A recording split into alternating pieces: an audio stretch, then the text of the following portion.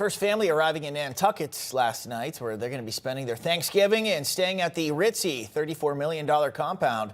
Taking part in that trip, first son Hunter Biden, whose name is back in the news thanks to former CBS News reporter Catherine Herridge. That's right. The journalist is now blowing the whistle on her former employer. She's detailing how top brass at CBS threw up several roadblocks as she began investigating Hunter Biden's laptop ahead of the 2020 presidential election. Herridge now says when the story was finally ready for air, CBS delayed its debut. Watch. When we did the story, we did it after the midterms. I argued against that because it was ready before the midterms. And my training is that you should always do the story when it's ready to go. You should not be dictated by the political cycle. She goes on to claim that the story was complex and lent itself to several other angles. But according to the journalist, CBS continued to get in the way of the truth coming out. And for more on this, we're going to bring in Newsline, the host of Newsline and author of the book Incoming, Bianca de la Garza. Also here, journalist and New York Times bestselling author Chadwick Moore. Good to see you both here on the day before Thanksgiving. Absolutely. Bianca, let's start with you. I'm not surprised to hear this kind of behavior happening at one of the big networks, one of the big liberal networks. What say you?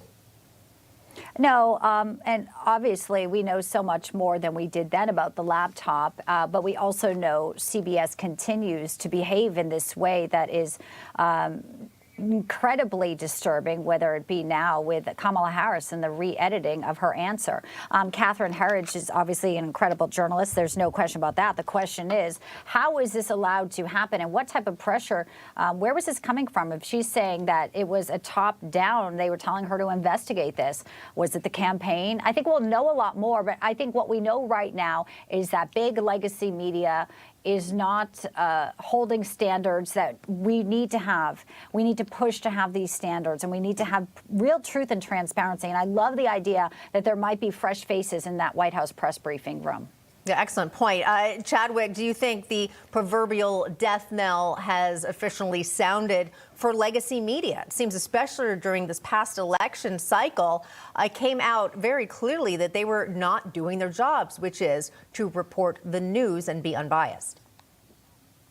Well, yeah, and the networks have certainly been put on notice, the networks being CBS, NBC, and ABC News, by the incoming FCC chief Brendan Carr, who's very explicitly laid out the fact that, hey, you don't have a right to the airwaves in America. It's a privilege granted to you by the Communications Act, given to you by the American people, for you to act in the public interest. So if the obvious turns out to be true, that they're giving in-kind contributions to Democrats, they do reporting that favors Democrats and hurts Republicans. During debates, that they skew questions and the format to help Democrats and Republicans, they're acting as political operatives, not as journalists, and they're not acting in the interest of the American people, which is the only reason why they're granted access to our airwaves. So the FCC coming in, the American people are hungry for accountability. They want to know what's been going on with all the corruption, not only in our government, but especially in our media.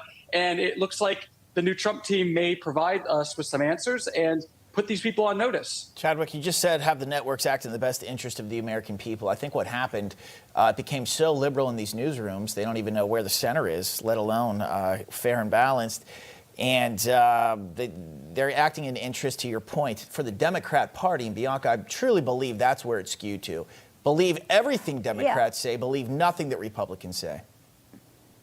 You know, it's really sad because I've been doing this for almost 30 years. And in my book, Incoming, I start with the first chapter, which is about being inside the legacy media lion's den. And that was, you know, the White House Correspondents' Dinner. It's an elite club. No longer can they actually do their job because they have become part of this establishment. And that's why this incoming administration is, frankly, the most welcome we've seen perhaps ever in our modern history, because not only were they talking about rooting out corruption, things that Chadwick just alluded to, but also for once, Americans will finally have what they deserve, which is a free and fair press and not state-run media. You know, I got into this for a love of, you know, finding out the truth, to be the voice for the voiceless. When you have people holding the microphones and people that want to ask the questions and be the conduit, and they are pushing a narrative and disinformation, we've fallen so far. I mean, that's how the society collapses, when you actually control the message, you control the people, you control their vote, you control their mind, so on and so on. And it was a very dangerous path. We've now got a new administration. It can be saved. Exactly. All right, we're going to have to leave it there. Bianca and Chadwick, happy Thanksgiving, and thanks so much for being with us.